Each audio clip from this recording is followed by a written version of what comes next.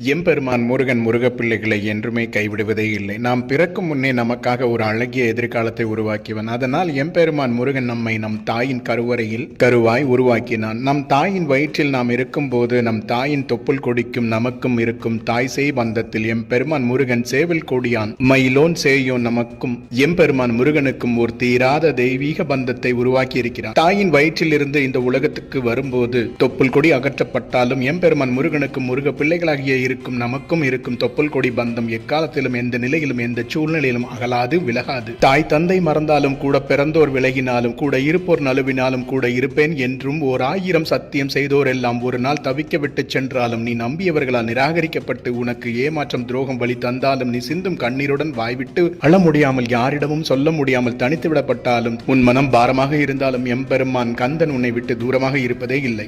குரலை கேட்கும் கந்தன் உன் மனதின் குரலை கேட்க மாட்டானா?